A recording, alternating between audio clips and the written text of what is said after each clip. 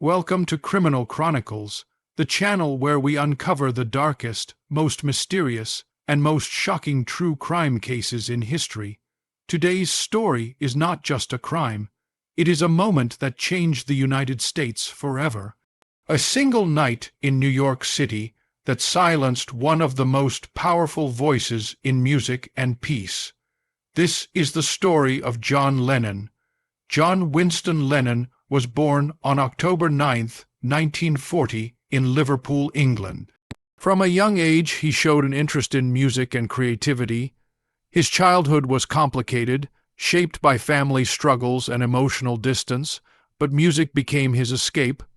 By the late 1950s, Lennon formed a band that would soon change the world forever. That band became the Beatles. During the 1960s, the Beatles rose to global fame at a level never seen before. John Lennon was not just a musician. He was a songwriter, a thinker, and a cultural force. His lyrics challenged authority, questioned war, and encouraged peace. Songs like Imagine, Give Peace a Chance, and Working Class Hero turned him into a symbol of hope and rebellion. As his influence grew, so did controversy.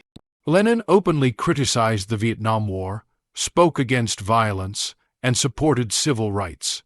Because of his activism, the United States government monitored him closely. For years, Lennon faced immigration battles and surveillance. Despite this pressure, he never stopped speaking his mind. By the late 1970s, John Lennon had stepped away from the spotlight. He focused on family life with his wife Yoko Ono and their son Sean. In 1980, after a long break from music, Lennon made a powerful return with the album Double Fantasy. Fans were excited. Critics praised his comeback. It seemed like a new chapter was beginning. On December 8, 1980, John Lennon left his apartment building, the Dakota, in New York City. Earlier that day, he signed autographs for fans outside the building, as he often did. Among those fans was a man named Mark David Chapman. Chapman asked Lennon to sign a copy of Double Fantasy. Lennon did so calmly and walked away, unaware that this moment would later become one of the most haunting images in music history. Later that night, around 10:50 p.m., John Lennon returned to the Dakota with Yoko Ono. As they walked toward the entrance, Chapman stepped forward from the shadows. Without warning, he fired multiple shots from a revolver. The bullets struck Lennon in the back and shoulder. John Lennon collapsed immediately. Yoko Ono screamed for help as security rushed to the scene. Lennon was quickly placed into a police car and rushed to Roosevelt Hospital. Doctors attempted emergency surgery, but the wounds were fatal. At 11:15 p.m., John Lennon was pronounced dead at the age of 40. The news spread across the world within minutes. Fans gathered outside hospitals, radio stations, and landmarks. Vigils were held across the United States and internationally. For many, it felt unreal. A voice that had shaped a generation was suddenly gone. Mark David Chapman was arrested at the scene. He did not flee.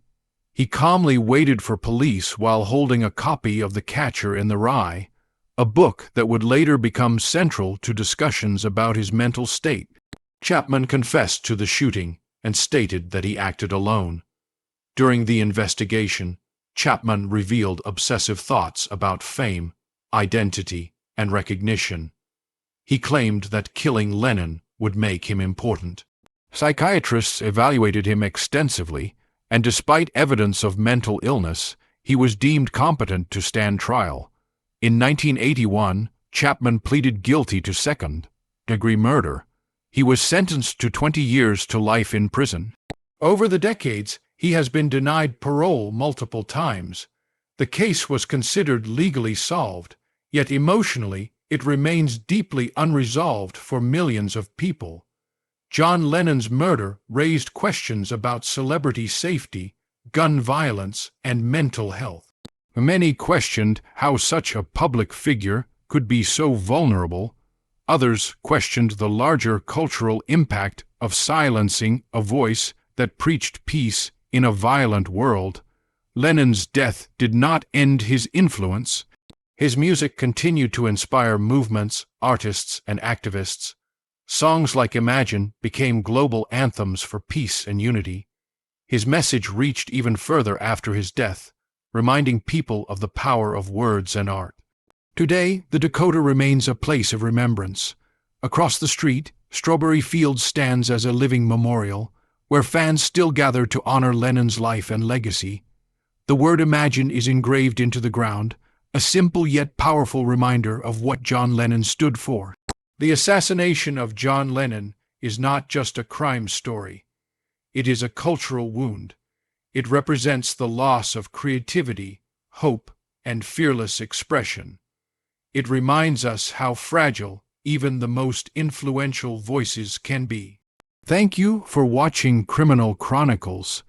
We share these stories not to glorify violence, but to remember the truth, understand history, and honor the lives that shaped our world.